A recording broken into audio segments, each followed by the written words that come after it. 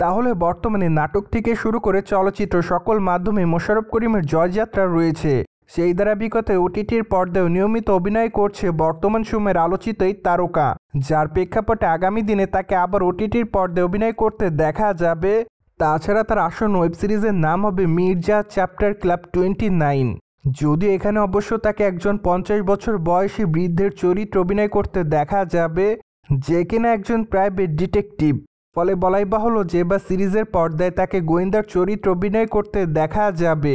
পাশাপাশি অবশ্য সিরিজটি তার অভিনয় করতে দেখা যাবে পার্সা ইভানাকে।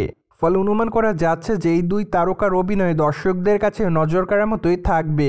এমনকি যেহেতু মোশাররফ করিমের চরিত্রটি এখানে সম্পূর্ণ নতুন, তাই তো বলাই বাহুল্য যে এই তারকা তার অভিনয় গুণে দর্শকদের মধ্যেই থাকবেন।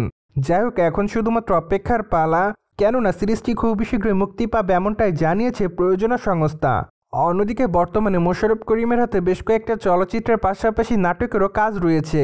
তাই তো বলাই বাহুল্য যে বর্তমানে এই তারকা খুবই ব্যস্ততম তারকাদের মধ্যে অন্যতম, যার প্রেক্ষাপটে ঈদুল আজহাকে কেন্দ্র করে এই তারকার ইনসাফ চলচ্চিত্রটি মুক্তি পাবে বাংলাদেশি প্রেক্ষাগৃহে। তাছাড়া মাত্র কয়েকটা দিন আগে চলচ্চিত্রটিতে তার চরিত্রটি কেমন হবে তা প্রকাশ্যে এনেছে চলচ্চিত্রের নির্মাতারা। সেখানে অবশ্য তার প্রকাশিত প্রথম পোস্টারটি ইতিমধ্যে সকল দর্শকদের কাছে নজর কাড়ে।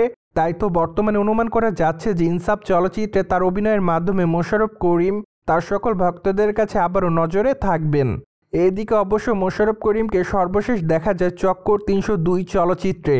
চলচ্চিত্রটিতে অবশ্য তার অভিনয় রীতিমতো তার সকল ভক্তদের কাছে নজর কাড়ে। চলচ্চিত্রটিতে অবশ্য তাকে গোয়েন্দা সংস্থার কর্মকর্তার চরিত্রে অভিনয় করতে দেখা যায়। তাছাড়া সেখানে অবশ্য তার চরিত্রটি ইতিমধ্যে দর্শকদের কাছে নজর কেড়েছিল।